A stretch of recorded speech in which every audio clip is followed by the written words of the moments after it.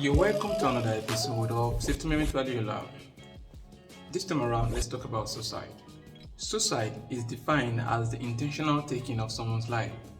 In recent times, we've heard issues of people committing suicide for one reason or the other.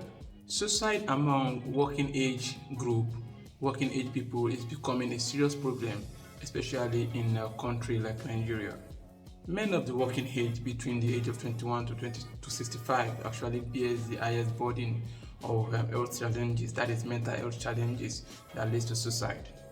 And when you combine the health problems like HIV, homicide, and diabetes, gonorrhea together, it's not up even to the deaths that we have during the war. It's not up to what we have when it comes to the consequences of mental health challenges. Outside Nigeria, let's talk about Western countries. Suicide is one of the growing causes of death, and it's estimated by in each year over 200,000 people try to commit suicide in the United States, on which 26,000 of them actually end up committing suicide. Talking about the type of suicide behaviors that you should expect from people, they're actually divided into four categories. We have the suicide attempt, the suicide gestures, the suicide threat, and finally committing suicide.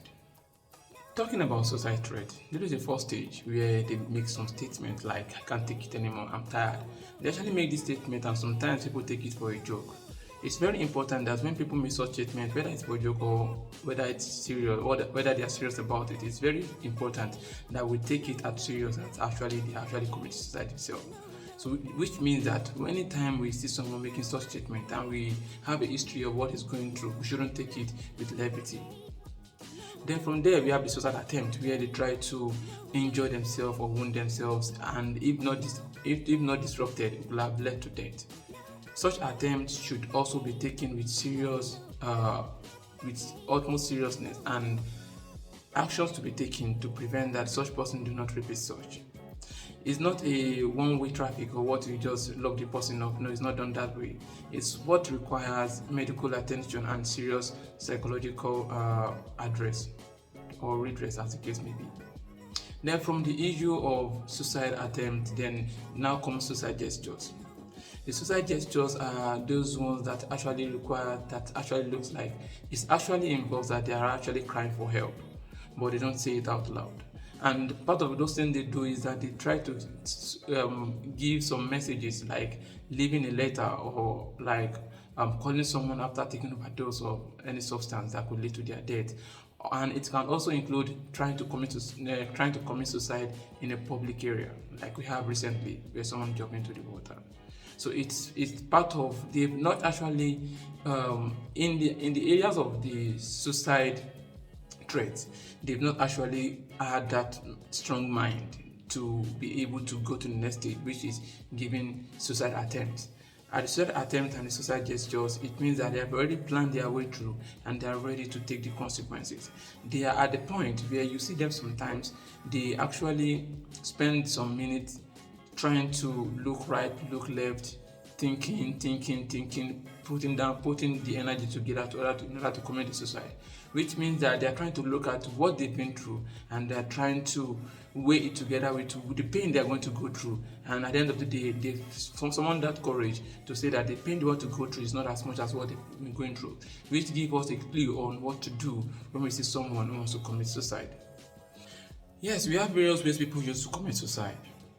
Some drug overuse, like we have mostly in Nigeria. We have people jumping into water. Some people cut their wrist, and there are so many methods. People hang themselves, and it's not really a good thing. I just remember one of my friends who. Before I continue on the discussion, it's very important that we understand a concept in risk management that we call the thesis model, which has to do with barriers. Addressing barriers that prevent a risk or hazard from leading to consequences of serious accidents.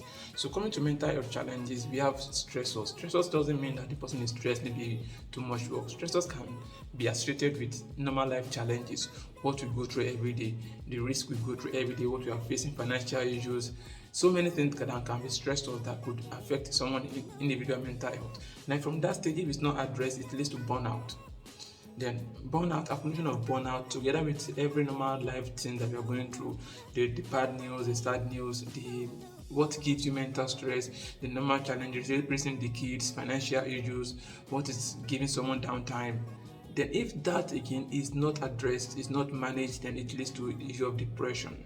Then when it gets to that depressive stage, at the end of the day, if their depression is not also addressed, it's either leads to a psychotic behavior that is seeing mad people outside, or leads to suicide, depending on the gravity of what you're talking about. So Switch's model talks about those barriers in between, preventing one from leading to the other, preventing one from leading to the other, before it gets to that final stage. So making sure that there is no direct linkage that a particular risk, mental health risk, will actually lead to an actual suicide behaviors. That is where we need to look out for the signs and symptoms, behavioral signs and symptoms of each stage of these mental health issues.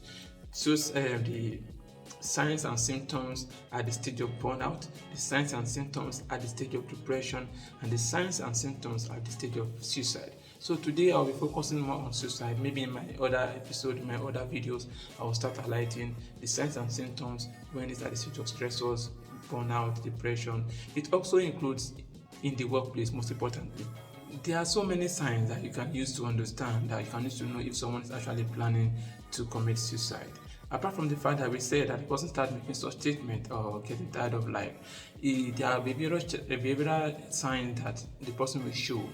The person can just suddenly change immediately. Someone who's always fun to be with, who's always happy, jovial, may just suddenly start to behave the opposite. May just suddenly start to be quiet, alone. And it's obvious. And it happens the other way too. Someone who is quiet can just start playing. Someone who doesn't spend money, who's a spendthrift, or what they call them, those doing one lao and don't do, and the person will just start spending the money. So suicide now doesn't necessarily mean that someone is poor or doesn't have money. People who are rich, I've seen people who are rich, wealthy, and they commit suicide. I still experienced one that happened to an indirect contract worker who committed suicide. I think that is this year. So it happens. So many people commit suicide for various reasons. So someone who doesn't spend money might start spending all this money with the mindset that if I'm going to die now, let me start spending, because he has the money and doesn't know what to do with the money. Meanwhile, it's someone who is not that free with money. Depression is one of the major causes of suicide. Like I told you, from depression, the next thing is suicide, and it's a negative behavior. The feeling of sadness, despair, hopelessness, a feeling of complete. Someone have this feeling that he is useless in life, and that is what depression is. At this stage, the person needs to be addressed, and not just advice. Together with advice, it's important to take such person for serious medical attention. Personal loss can be a possible cause of suicide. Maybe when someone loves his loved ones, maybe his friend, close friend, fiancé, wife, husband, father, mother, and it's like, what else am I doing in this life? Let me just go down there and meet them. And such person can actually want to commit suicide. I don't know if it's happened in this side of the world, but we've heard of these Western countries where someone wants to commit suicide because his dog or his cat died. Well, here in our context here, more important things lead to people committing suicide when it comes to the loved ones, which is actually related to the death of a dog. The death of a close relative. So we'll be talking about the psychosocial symptoms of suicide. The truth is that most people who commit suicide used to give clue to people around them that they are going through serious challenges. Some of these things are related to human emotions, while most of them are related to stressors that we face through, that we go through in normal life challenges. I know very soon we'll still talk about those stressors in our next episodes. Sorry, my voice is down like this because the trauma, what I call it trauma, or the video of those that have committed suicide is actually affecting me. So just help me to manage it this way this time around. Then on this episode, we'll be talking about those things that you need to look out for: sleeplessness, lack of appetite, lack of concentration, someone who is always playful, trying to withdraw from every other person, trying to to isolate himself from every other person, trying to be quiet. It also includes feeling of worthlessness. It also includes when someone who is always clean, neat, well dressed, start looking dirty and doesn't take care of himself again. Then most importantly, feeling of worthlessness when someone, from the way they relate to you, say that they don't really, you see them, they speak low about themselves, they don't see any value in themselves again, and they threaten to commit suicide. At this stage, it's very important that we stay close to these people. And before I go, it's very important that I tell you this. Sometimes people who commit suicide tend to pretend like they've gone over it. Someone who is undergoing that stage, if someone has got to the stage of wanting to commit suicide, don't expect the person to change overnight. Don't expect the person to just wake up the next day and be happy. When that happens, trust me, the person will still finally commit that suicide. He's just pretending that he's fine, but he is not fine. So on our next episode, I think I'll focus more on suicide till the end of this year, then probably towards the beginning of next year. On our next episode, I'll be talking about some myth and fact about suicide. I'll be talking about myth and fact about suicide, and from there we'll continue to explain what those barriers are that we need to create. It includes ourselves as an individual to manage these things, and it also includes seeing it from the other side. That is, understanding your neighbors, understanding your relatives, seeing them, observing them, and to know when to come in and to address any signs of burnout, stressors, depression, and suicide. And that's what we have for you on this episode of Settlement Taliola. Do remember to subscribe to our YouTube channel. Like I said, my voice is down today because of the topic. The topic is actually a very strong one. It's not. Actually, I've said some seconds of condolence to the guy we lost to suicide recently. May God give the family the fortitude to bear the loss. There's no song today. Thank you and God bless you.